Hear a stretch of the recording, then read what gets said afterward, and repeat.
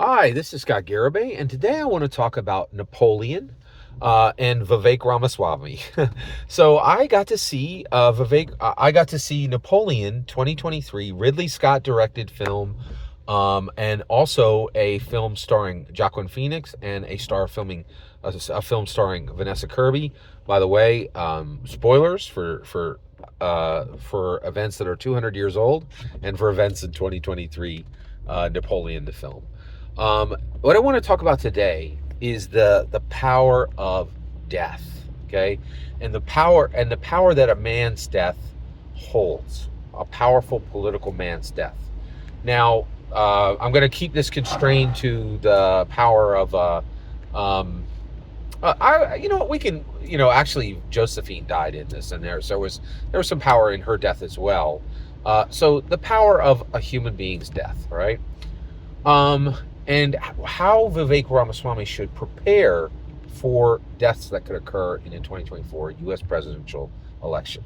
So first of all, if there's going to be a death in the 20 that would impact the 2024 U.S. presidential election, one, it's not that unlikely. In fact, it's highly likely. We have two people who are so Bernie Sanders was in his early 70s. He had a heart attack, literally trying to run for president, right? Right now, the idea that any 80-year-old person is going to be able to make it through 4 years of the highest strain possible on a human is, we already know the answer to this. It's Dian and Feinstein, right?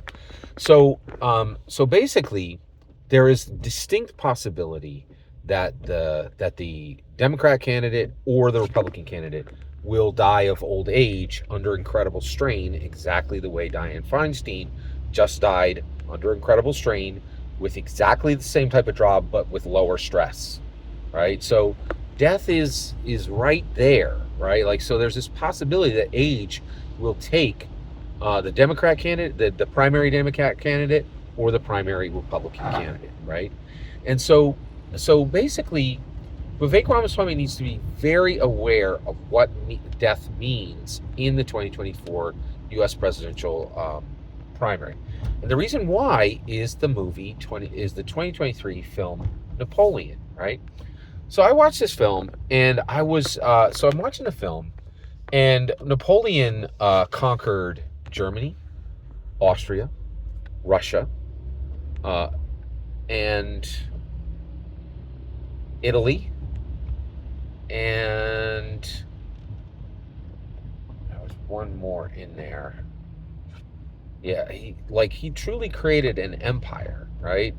And was and did an extremely he was extremely strong, and he built an empire, right? He crowned himself emperor of Rome, right? So, but then things went wrong. He sent 600,000 troops back to Russia after he had already defeated it, and he came back with 40,000 out of 600, right? And this empire he built started to crumble. And at this point, he fell out of power.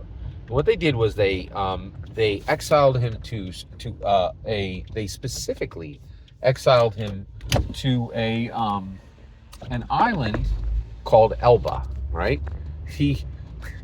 And in Elba, in exile, he raised 125,000 troops. He raised an army, came back and defeated France again. Right? Like, pretty incredible, right?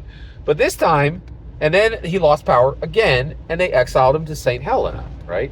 So each time when he was exiled, it was like, why didn't his political enemies just kill him, right? Why didn't they just kill him? It would have made especially after he's already proven, right, that keeping him alive is outrageously dangerous to his political enemies, right? And the reason and then I realized, the more I thought about it, especially when I thought about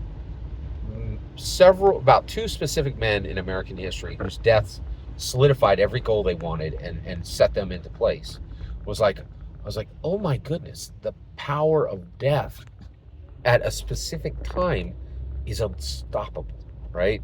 And so they knew if they killed Napoleon, right, the hundreds of thousands, if not low millions, of soldiers that he had led to victory, who knew him to be a titan on the battlefield and an incredibly important man in the fate of France, they could rise up, right? And that the power of his martyrdom, the power contained within his death, right, was so significant that it had to be respected, right? And so one of the things that Vivek Ramaswamy needs to be very, very aware of is that if either the Democrat candidate dies of old age or the Republican candidate dies of old age, that death, right, will spark an incredible response from America. And he should have members of his team right now making plans for how to manage that occurrence, right? Because that was the lesson of Napoleon, is that, and this is why Napoleon was exiled. They had to make sure that his death was meaningless, right? But right now, we have incredibly old candidates who, according to Dian Feinstein's legacy, right, have absolutely no ability to live through the 4 years that they will be elected for.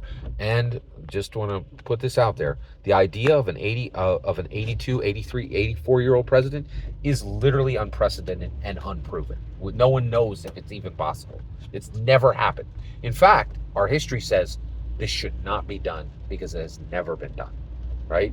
And the reality is, Mitch McConnell, Bernie Sanders, Ruth Bader Ginsburg, Dianne Feinstein are all strong evidence that this is outrageously dangerous, right? And that we are treading on the most dangerous ground, right?